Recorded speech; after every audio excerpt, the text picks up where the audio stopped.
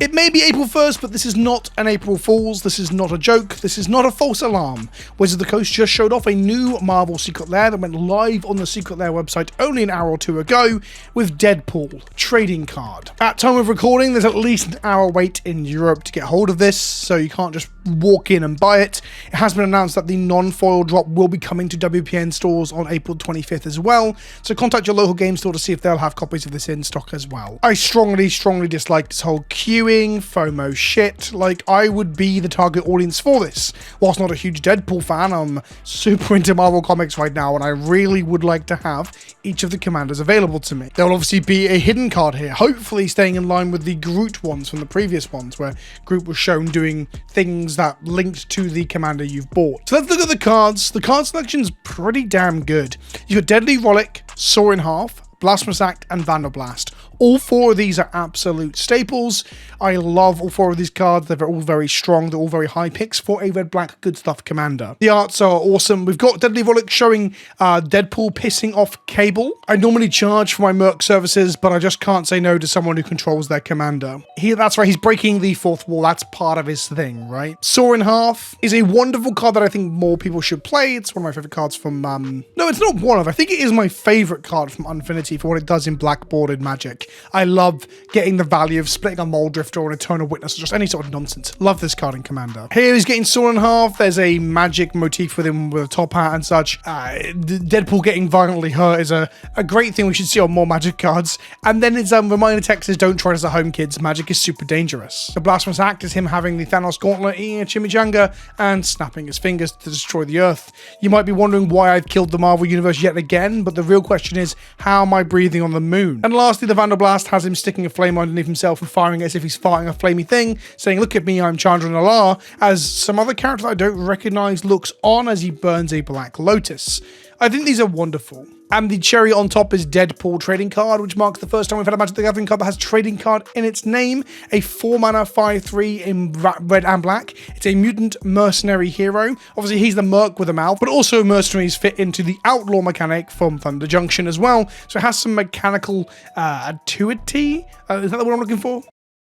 It fits and works with some contemporary modern Magic stuff, which I think is a good place to be. He's also a mutant, meaning he'll cross over with X-Men cards and Helium Squirter, who is a mutant. As Deadpool enters, you may exchange his text box and another creature's. At the beginning of your upkeep, you lose 3 life. And 3 mana, sacrifice this creature, each other player draws a card. Draw me like one of your French cards, he says, which is a reference to Titanic if you didn't know. Look, love him or hate him, the card is actually fucking awesome. Like, switching the text box to 2 cards in black, border, actual factual Magic, and none of the, like, unset shit is super interesting as a mechanic.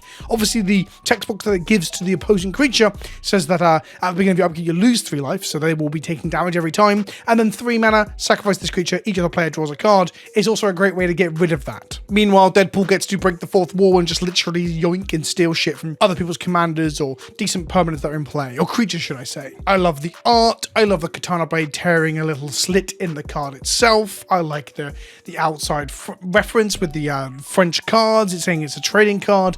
I just think this is really, really neat. I really fucking want one, but I don't think I'm going to sit in the Secret Lair waiting room waiting for it. Oh, yeah. Hopefully I can get one from one of my local stores when they come out. This sure was a surprise, and I kind of look forward to seeing more Magic card renditions of my favorite Marvel and one day DC comic book characters. I think dropping on April 1st is super interesting too, because it gets people like not believing that it's real. Something also mechanically interesting about Deadpool trading card is that as he enters, you may exchange his text box with another creatures. So you can give this text box of the 3 life loss and the sack to make other people draw cards to a creature elsewhere on the board. And then if you flicker him, now that's quite hard to do in red-black, but if you gave him Undying and sacrificed him and had him come back in black, or if you flicker him with a Conjurer's Closet, or if you play him in the 99 of a different deck, maybe a new a Mardu deck with the new Siegebreaker from Dragons of Tarkir. You could Dragon Storms of Tarkir, should I say. You can flicker him in and out, put him inside of the Siegebreaker, have him come back out, and he'll be able to move his text box onto more and more permanents. A fun mini game would be, how many creatures on board can I give Deadpool's text box to? I loved a lot of the Marvel designs, and I really like this too. I just wish it was easier to get hold of these fucking things. I wish they were print to demand. Like, these are mechanically unique, limited print run, FOMO, get in queue when it suddenly drops out of nowhere cards. And that's not really helping anyone, is it? If anything, that makes me... It gives a thin veneer of like bitterness and resentment to a thing that I should full well enjoy as both a Magic the Gathering lover and a superhero lover. The good comparison is that when the Warhammer decks came out for Commander, and some people were upset that there was a new Universes Beyond thing infringing on their Magic, I couldn't help but just love the fact that you could just buy a Warhammer deck and you have the Warhammer cards. It was a really easy sell to people outside of the hobby, people in the Warhammer space, for example, who want to try Magic, by explaining that actually if you just buy one of these, you get all the cards you need to play a functional precon game. If you buy all 4 of these as a completionist, you get all the stuff, barring the one Fabricate promo, unless you buy from certain shops.